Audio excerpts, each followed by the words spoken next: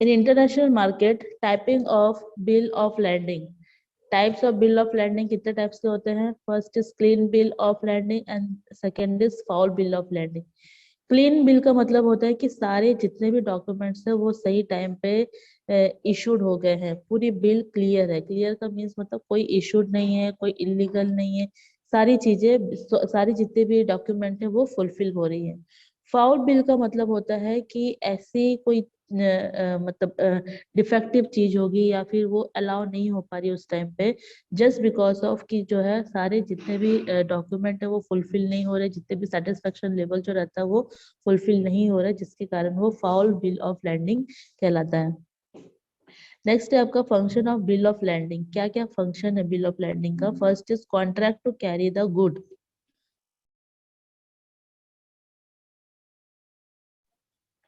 Contract to carry the goods. It is legal contract between the exporters and the shipping company. ठीक है, shipping company के साथ जो है ये कॉन्ट्रैक्ट में रहता है। In which shipping company agree to carry the goods from one specified destination तक जो है और अनदर स्पेसिफाइड डेस्टिनेशन के अगेंस्ट में रहता है। Consideration of the predetermined flight, कोई एक किसी एक फ्लाइट से, चाहे वो शिपिंग के थ्रू हो, चाहे वो आपके शिपिंग के थ्रू हो, चाहे वो लैंडिंग के थ्रू हो, चाहे वो एयर एयरिंग के थ्रू हो। नेक्स्ट आपका सेकंड है आपका receipt of a title of the goods. It is proof of the fact that the goods have been handed over to the captain. Next क्या बता रहा है कि किस टाइप का जो receipt of title of goods जो है वो किस टाइप से हो रहा है?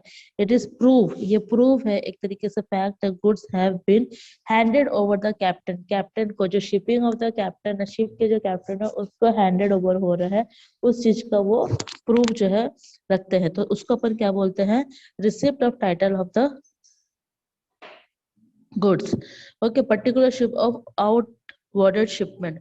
हर एक लोग का अलग, हर एक शिप का अलग अलग जो है आउटवर्ड शिपमेंट होता है, उसका बिल होता है, उसका टाइटल होता है या फिर लेटर होता है। थर्ड है आपका डॉक्यूमेंट ऑफ द टाइटल। अब वो डॉक्यूमेंट ऑफ द टाइटल जो है शिपिंग जो भी कंपनी है उसके ऊपर रहता है। जिस शिप कंपनी के ऊपर लेटर रहता है उस शिप कंपनी का नाम उस पर लिखा हुआ रहता है। फोर्थ है security against loan. It can be used to security for taking loan from the bank etcetera.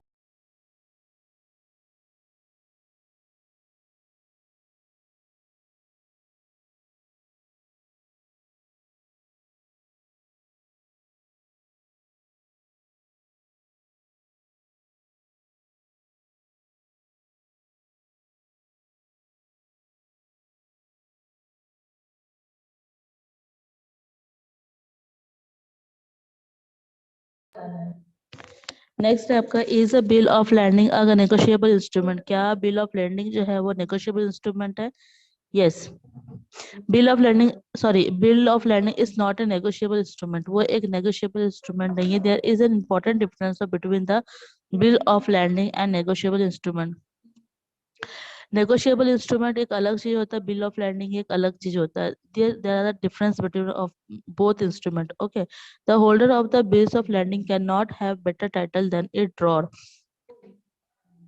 notwithstanding the drawer has issued it to be good faith and the full consideration। जो भी drawer जो भी उस bill को बनाता है वो not standing की गुड जो है वो सही जगह पे सही टाइम पे पहुंचा कि नहीं पहुंचा। If the title of drawer is defective the title of the holder will also be defective. thus it is clear that the bill of lading is similar to the negotiable instrument is some respect of the different of some respect। Bill of landing landing जो रहता है और negotiable जो instrument रहता है वो almost same रहता है, लेकिन बट दोनों का जो क्लासिफिकेशन रहता है, दोनों का जो कैरेक्टरिस्टिक्स रहता है वो अलग अलग होता है। Thus a bill of landing is a semi negotiable instrument. वो एक तरीके से सेमी नेगोशिएबल इंस्ट्रूमेंट कह सकते हैं। फोर्थ है आपका mate receipt. The shipping order, shipping bill, insurance company, dock receipt etcetera are given to captain to the of the ship. ठीक है।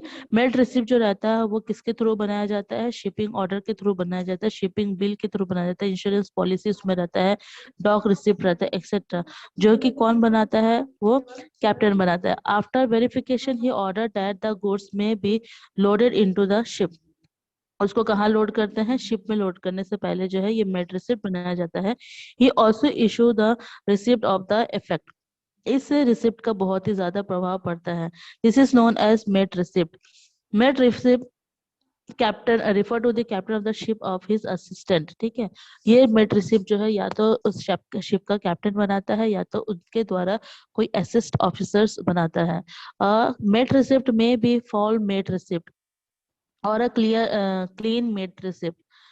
इसको अपन फाउल मेट रिसिप्ट भी बोल सकते हैं या फिर क्लीन मेट रिसिप्ट भी बोल सकते हैं। Now certificate of origin. if goods coming from certain countries are favorable treated in the matter of levy of the important duties of the importing country, the custom authorities there may be instead of some proof of the fact that goods of a genuine product of one such a country। देखो, certificate of origin किसके ऊपर बनता है, अगर कोई भी goods import हो रहा है, वो गुड्स जो कि लीगली तौर पे ऑथोराइज्ड है गवर्नमेंट के थ्रू, उसी को अपन सर्टिफिकेट ऑफ ओरिजिन बोल सकते हैं। ठीक है, मतलब ये एक तरीके से प्रूफ है कि ये एक जेन्युइन प्रोडक्ट है, इसमें कोई इलीगल चीज नहीं है। For this purpose of the certificate of origin send the importer by the exporter. ये जो है सर्टिफिकेट ऑफ ओरिजिन है वो किसके द्वारा भेजा जाता है, इंपोर्टर के द्वारा भेजा, सॉरी, एक्सपोर्टर के द्वारा भेजा जाता है इंपोर्टर को। Certificate of origin is a declaration satisfying the origin of exporter. It is signed by the exporter and countersigned by the authorized officer. ये जो है किसके द्वारा साइन किया जाता है, एक्सपोर्टर के द्वारा साइन किया जाता है या तो वहां के ऑथराइज्ड ऑफिशियल के थ्रू साइन किया जाता है।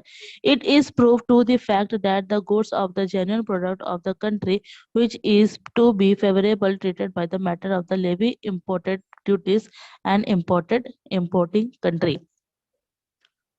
Now six is counsellor invoice.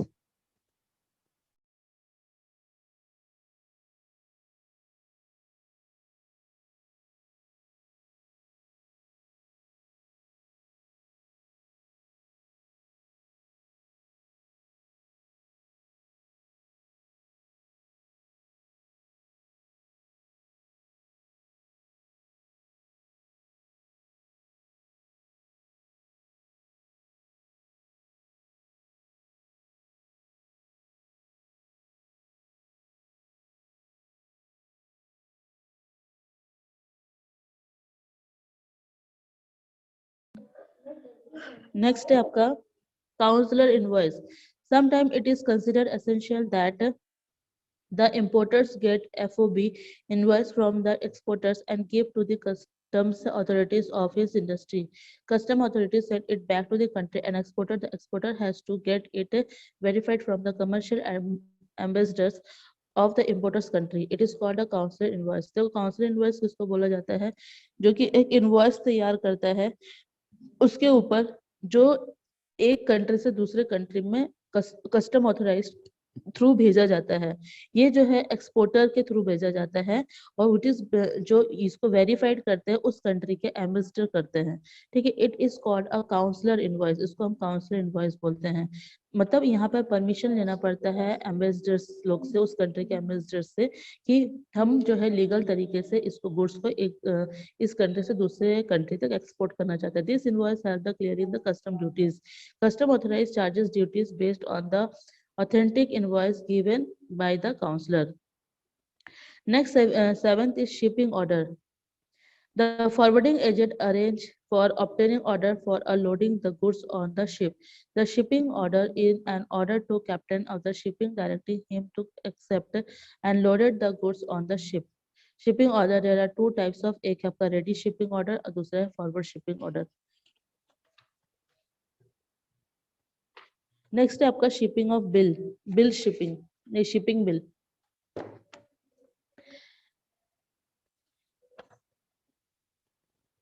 After the entering into the contract with the shipping company, the forwarding agent prepare a shipping bill.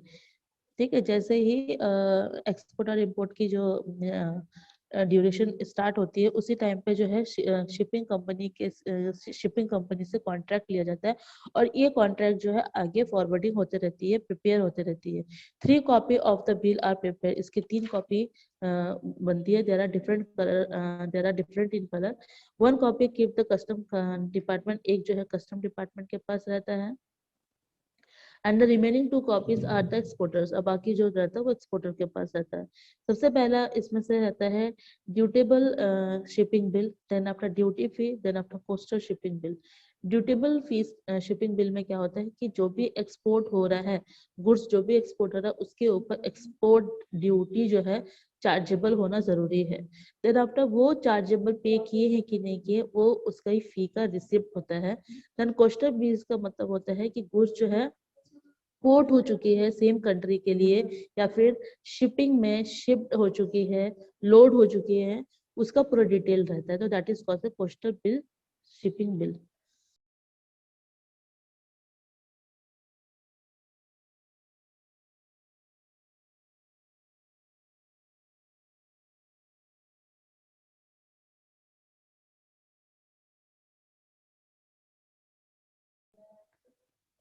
Next है आपका डॉक चालान।